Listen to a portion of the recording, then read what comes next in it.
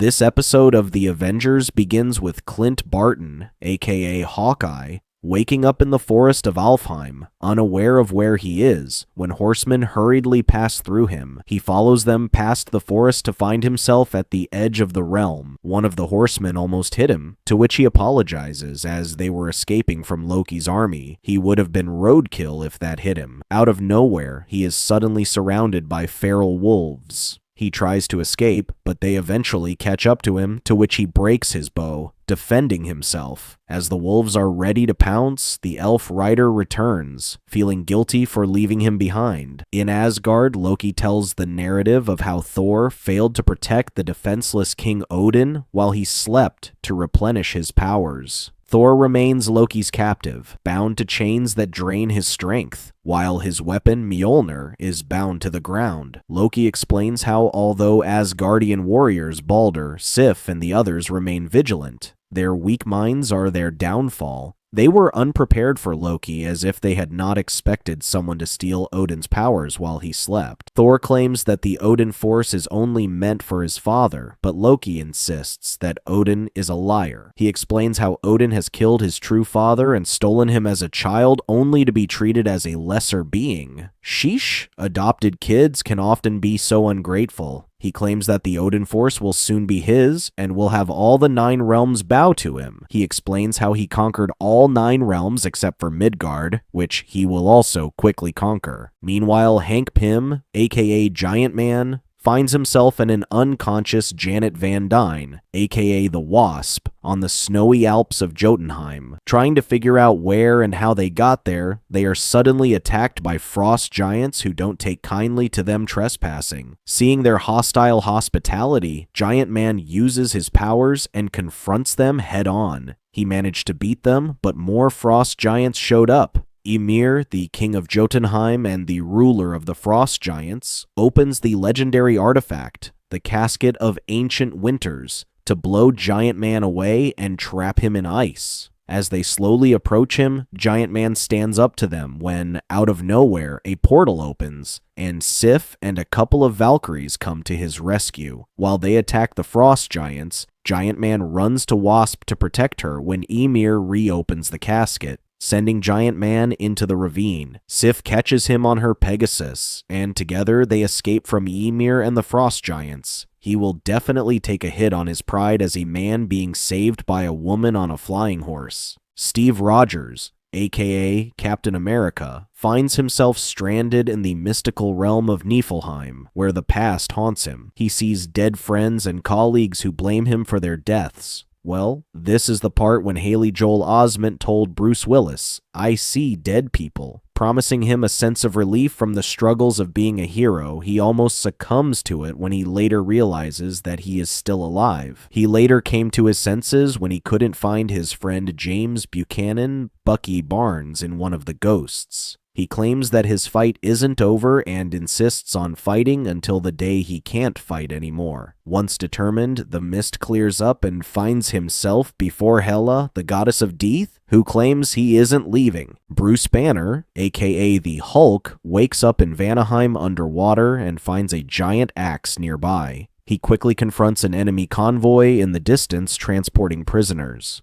Hulk fights his way through overwhelming numbers and is shocked to discover that the axe has mystical powers that send an ice shockwave through the ground. They overwhelm him with their numbers, but Hulk overpowers them and knocks them all down, freeing their prisoners. When people say little green men, this isn't what they mean, as Hulk is not little, and he isn't weak. He then blows them away with a powerful thunderclap. The Asgardian warriors rise up and ask for his help to regain their kingdom. T'Challa, aka the Black Panther, gets stranded in the barren wasteland of Svartalfheim with death creeping over the horizon. He finds the bones of dead dark elves when phantom ghosts of tortured souls suddenly chase him. What is it with Black Panther that he is always surrounded by death? As they quickly swarm at him, he tries to fend them off with his weapon, which is ineffective. He notices a well in the far distance where power converges, so he breaks for it. He throws his weapon at the phantom ghosts to buy time to reach the well. Tony Stark, aka Iron Man, wakes up in a cave being dragged around by dwarves. Atri introduces himself as the King of Nidavellir. When asked how he got there, Iron Man explains how his last recollection was destroying a Norn stone. Atri claims that the Norn stones are powerful magic and suspects it to be part of Loki's plans. When Iron Man insists on looking for his team, Atri claims they must first get to safety and return to the Forge, the remaining free stronghold. Suddenly, the ground shook, and the troll Lord Ulik caught up to them. The dwarves defended their king but stood no chance against him. It was like swatting away flies. Iron Man walks in front and catches Ulik off guard with a point-blank plasma beam that knocks him down. Ulik brushes Iron Man and Eitri away. When Iron Man tries to attack him with a pulse beam again, Ulik breaks his mechanical arm. Cornered, Iron Man runs towards Eitri's sword before Ulik captures him. Ulik is confident that the sword wouldn't do him much harm, but Iron Man uses it to pry his arc reactor open, which blasts Ulik away with its pure, raw energy and finally knocks him out. It's sad when they're ugly and dumb. Eitri quickly runs to piece back his arc reactor, saving Iron Man's life in the nick of time. He urges him to return to the Forge before more of Loki's men appear. In Asgard, Thor realizes that the Enchantress stole the Norn stones for him, but Loki explains that it was simply a small part of his plan. He claims to be responsible for everything that happened and explains how his failed assault on Asgard was only a ruse to make Thor believe that he had captured him. He predicted that Odin would exile him, and he would then be free to set his plans in motion away from prying eyes. This sneaky little rascal. He claims that he was the one who orchestrated the argument between Thor and Odin, which resulted in the former leaving Asgard and playing the hero in Midgard with the other Avengers. Loki explains that once he saw that his friends were in danger, he wouldn't leave them, forcing Thor to stay in Midgard. With Thor finding allies in the Avengers, Loki orders the Enchantress to come up with enemies to keep them busy. Loki was then free to complete the invasion of the other realms and conquer them, except for Midgard, where Thor and the Avengers were. He claims that Amora the Enchantress must have failed her mission because of her love for Thor, but now that he has Thor captive, he can conquer Midgard whenever. Love triumphs all, or so it did.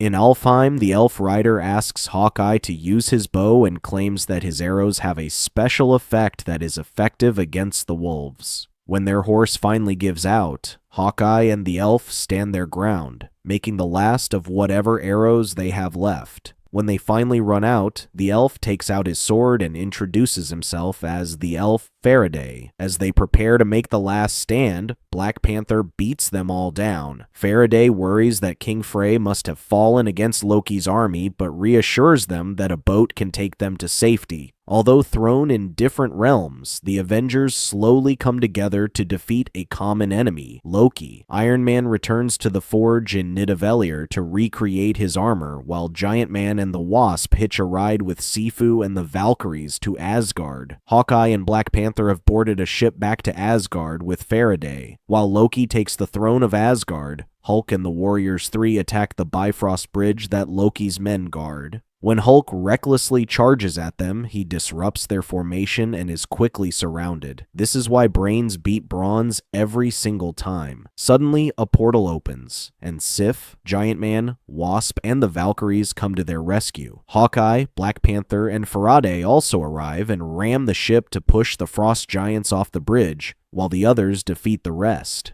It's like a fun game of bowling, and the enemies are the bowling pins. After a brief reunion, Hawkeye explains how they were about to breach the castle when the others sounded the alarms. Black Panther explains that Faraday told them how Loki has conquered the 9 realms except for Midgard, to which they thwarted the Enchantress's Masters of Evil back on Earth. Having said that, Lady Sif rallies the others to fight against Loki, but excludes the Avengers, worried for their safety. Well, not to be a party pooper, but they did save them, you know? Hawkeye objects, but Lady Sif explains that with Loki tapping into Odin Force, they will be no match for him. Giant Man explains that with Midgard next, they will need to fight Loki one way or another. At Niflheim, Hela tries to convince Captain America to give up fighting and claims that he is due for a well-deserved rest from all the fighting. He sees through her trickery and insists on continuing to fight. Hela explains that she is already aware that Loki plans to betray her once he is done with Thor. Captain America demands that she take him to fight Loki, to which she agrees under one condition. You know what they say?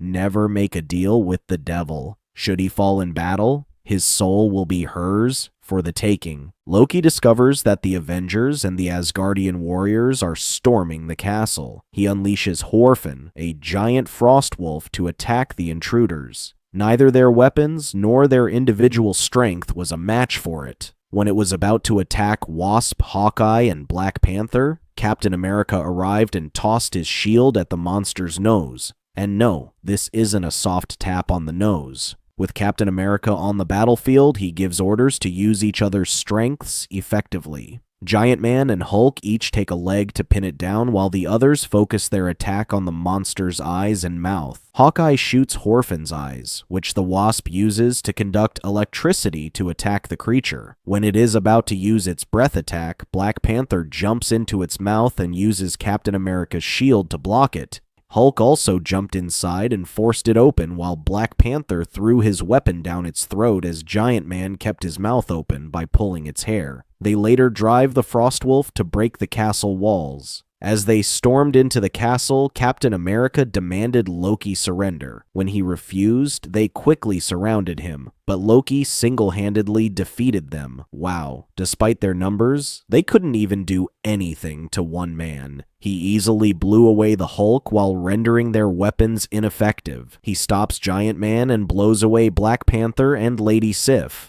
Loki then attacks them with a sweeping attack to knock them all down. He then slowly approaches Captain America and breaks his shield with his trident. As he looks down on them about to finish them all, Iron Man makes a flashy entrance, having completed his armored suit with King Eitri's help. He explains how his armor is made from the same material as Thor's hammer. Iron Man buys them time and lures Loki to fight in the air while the others free Thor. Loki uses his mind powers on Iron Man, but Captain America stops him with Sif's shield. Hulk then tosses Wasp into the air to attack Loki while Iron Man recovers. Thor tries to pick up his hammer, but the enchantment on it is so strong that he screams in pain. Giant Man, Black Panther, and Hawkeye find Yggdrasil tree, hoping to break Loki's connection to the Odin force. Hawkeye tries to shoot it down, but Black Panther stops him, claiming that the Tree of Life holds all of reality, and worries that taking it down would have grievous consequences on all 9 realms.